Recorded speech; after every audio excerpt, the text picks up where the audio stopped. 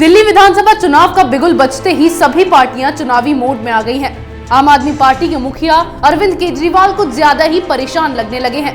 उन्होंने फिर से इमोशनल ड्रामा शुरू कर दिया है। 5 सालों तक आरोप प्रत्यारोप की राजनीति करने वाले अरविंद केजरीवाल अब काम की बात करने लगे हैं। केजरीवाल के यू टर्न को जानने के लिए देखिए ये रिपोर्ट।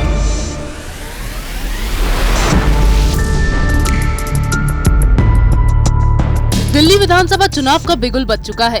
चुनाव आयोग ने तारीखों का ऐलान भी कर दिया। आगामी 8 फरवरी को विधानसभा के लिए वोट डाले जाएंगे और 11 फरवरी को चुनाव के नतीजे घोषित किए जाएंगे। तारीखों का ऐलान होते ही राजनीतिक हलचल तेज हो गई है।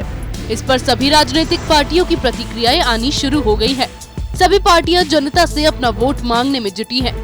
इसी कड़ी में दिल्ली के सीएम और आम आदमी पार्टी के मुखिया अरविंद केजरीवाल ने अपनी पुरानी राजनीति से तौबा कर लिया है। उन्होंने गाली गलौज की राजनीति छोड़कर पॉजिटिव तरीके से वोट मांगने की बात कही है। दिल्ली के मुख्यमंत्री केजरीवाल का कहना है कि हम बीजेपी वालों से वोट मांगेंगे, हम कांग्रेस के लोगों से वोट मांगेंगे।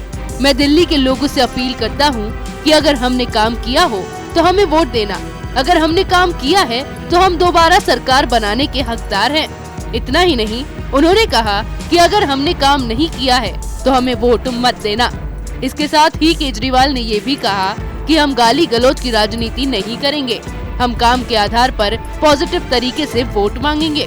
दूसरी ओर बीजेपी भी अरविंद केजरीवाल पर हमला करने का कोई मौका नहीं छोड़ना चाहती है। भाजपा नेता और केंद्रीय मंत्री प्रकाश जावड़ेकर ने केजरीवाल के ऊपर हमला बोलते हुए कहा, केजरीवाल जी अब बहानेबाजी नहीं चलेगी, आप पूरी तरह से बेनकाब हो चुके हैं। इसीलिए अब पूरी दिल्ली की जनता की आवाज बीजेपी के साथ है। हमें पूरा विश्वास है कि दिल्ली में बीजेपी की जीत सुनिश्चित है। दिल्ली में काम के आधार पर चुनाव लड़ा जाएगा, न कि झूठ या खोखली बातों पर। जावड़ेकर के साथ मनोज तिवारी ने भी केजरीवाल के ऊपर निशाना साधा है। अपनी जीत पर पूरा विश्वास जताते हुए दिल्ली बीजेपी के अध्यक्ष मनोज तिवारी ने भी कहा, यह बहुत खुशी की बात है कि दिल्ली चुनाव का परिणाम मंगलवार को आ रहा है और इस दिन से हम सभी का गहरा नाता है।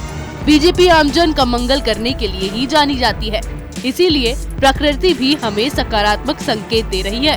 2015 के विधानसभा चुनाव में केजरीवाल की आम आदमी पार्टी को प्रचंड बहुमत हासिल हुआ था और वह कुल 70 में से 67 सीटें जीतकर विधानसभा पहुंची थी।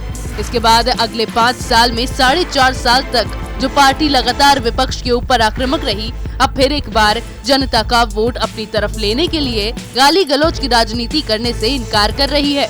वहीं बीजेपी भी इस बार के चुनावों में अपनी जीत को लेकर पूरी तरह आश्वस्त दिखाई दे रही है और यही दावा कर रही है कि इस बार केजरीवाल का सच जनता के सामने आ चुका है।